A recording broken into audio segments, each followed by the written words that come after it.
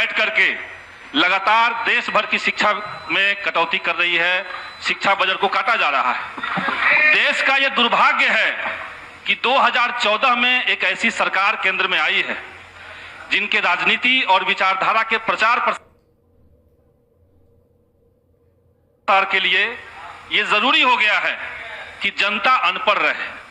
अगर लोग पढ़ लिख लेंगे, अगर लोग तर्कशील हो जाएंगे, वैज्ञानिक सोच वाले लोग हो जाएंगे, तब इनकी राजनीति कहां चलेगी। जो झूठ पे, विभाजन पे, तर्कहीनता पे और अंधविश्वास पे राजनीति टिकी हुई है, वो कहां चल पाएगी। और इसीलिए हम देख रहे हैं कि केंद्र की तरफ से लगातार इस देश की शिक्षा को दुश्मन की तरह और देश भर के जो शैक्षणिक संस्थान हैं उनको वार जोन की तरह, युद्ध के मैदान की तरह ट्रीट किया जा रहा है। एक रेगुलर पॉलिसी देश के अंदर बना हुआ है जहां पे लगातार बजट कटौती, शिक्षा में फीस वृद्धि, सीट कटौती, आरक्षण कटौती, कोर्स कटौती और ओबीसी, एससी, एसटी और माइनॉरिटी स्टूडेंट्स का विश्वविद्यालयों और संस्थानों से बहिष्करण, ये मोदी सरकार के शिक्षा नीति की ट्रेडमार्क बन चुकी है। और वैसे समय में हमें लग रहा है कि इससे भी ज्यादा खतरनाक कि शिक्षा को बर्बाद करने के लिए शिक्षा के भगवाकरण की कोशिश चल रही है।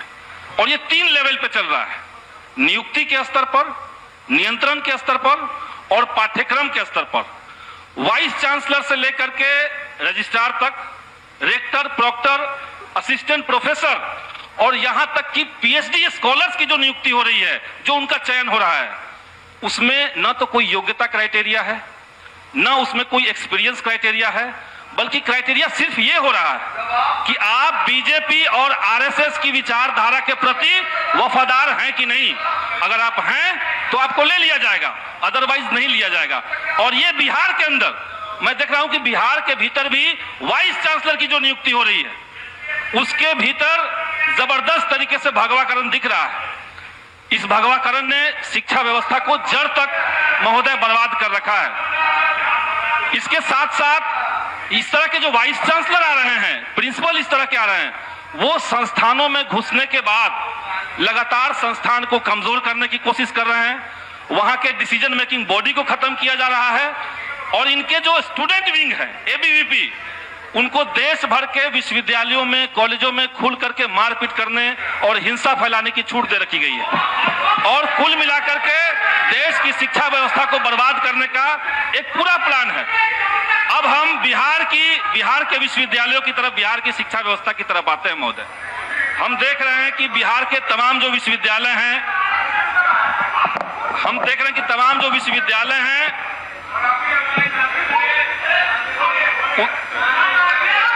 अरे रुकिए ना भाई, हेडफोन लगा के बोलते हैं। बोले उनको। बिहार के विश्वविद्यालयों में महोदय भ्रष्टाचार बहुत आम हो चुका है। वहां पे सत्र अनियमितता है, लेकिन ये अनफॉर्चुनेट है कि जो बिहार यूनिवर्सिटी एक्ट 1976 है, उसके मुताबिक राज्य सरकार को विश्वविद्यालयों को चलाने के भीतर कोई खास अधिकार नहीं दिया गया है। इसीलिए मैं सदन के माध्यम से सरकार से यह मांग करूंगा कि बिहार यूनिवर्सिटी एक्ट 1976 जो है, उसके अंदर आवश्यक संशोधन करके राज्य सरकारों की भूमिका उसमें तय की जाए। राज्य सरकार की भूमिका, महामहिम राज्यपाल को वोट नहीं लेना है, वो जनता के प्रति जवाबदेह नहीं है, लेकिन सरकार की जवाबदेही बनती है। इसलिए मैं मांग करता हूं कि उसमें संशोधन किया जाए।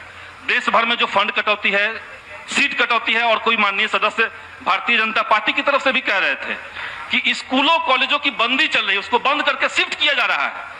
तो इन तमाम जो पॉलिसी है, इसको समेट करके केंद्र सरकार ने कोविड के टाइम पे 2020 में नई शिक्षा नीति 2020 लाई थी। और मैं आज यहाँ पे सदन से मांग करता हूं कि विधानसभा के भीतर, चूंकि शिक्षा जो है वो समवर्ती सूची में आता है, राज्यों के भी अधिकार है, केंद्र के भी अधिकार है, तो लेकिन राज्य सरकार इस बात को समझे कि नई शिक्षा नीति 2020 शिक्षा के व्यवसायीकरण का, शिक्षा से गरीबों की बेदखली का एक खुला फरमान है।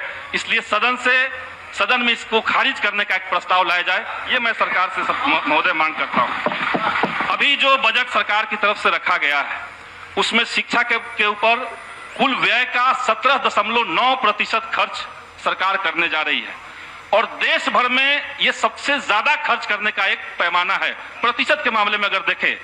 लेकिन ये जो क्षण है ये जो खुशी का पल है ये बहुत क्षणिक क्यों है? क्योंकि जब हम per capita expenditure on education देखते हैं, शिक्षा के ऊपर प्रति व्यक्ति का जब खर्च हम देख रहे हैं, तो ये देश में सबसे निचले पायदान पर है। सबसे ज्यादा प्रतिशत दे करके शिक्षा के ऊपर भी सबसे कम हम लोग शिक्षा पे प्रति व्यक्ति खर्च कर पा रहे हैं, जो सिर्फ 3245 रुपए है। तो इसका सीधा मतलब है कि बिहार सरकार को की जो लंबे समय से मांग रही है केंद्र से कि हमें विशेष राज्य का दर्जा दिया जाए, ये वही मौका है। आप सबसे ज्यादा प्रतिशत खर्च कर रहे हैं लेकिन प्रति व्यक्ति सबसे कम पहुंच रहा है।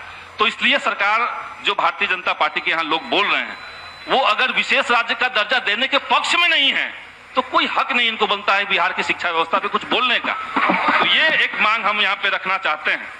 इसके अलावा हम देख ही रहे हैं कि पूरे देश के भीतर नया जो मोडानी पॉलिटिक्स है, मोदी और अडानी की जो पॉलिटिक्स है, उसमें कितना जनता की संपत्ति को अडानी के ऊपर दिया जाए, उसमें सिर्फ 5% पैसा निकाल करके अगर बिहार की शिक्षा व्यवस्था को दिया जाए तो निश्चित तौर से बेहतर रिजल्ट आएंगे, ये हम चाहते हैं। ये बिहार की जो व्यवस्था है, शिक्षा व्यवस्था है, उसमें स्थिति खराब है, ये हम जानते हैं। लेकिन अगर सरकार कुछ विल पावर दिखाए, इच्छा शक्ति अगर कुछ दिखाए, तो ये बेहतर हो सकता है।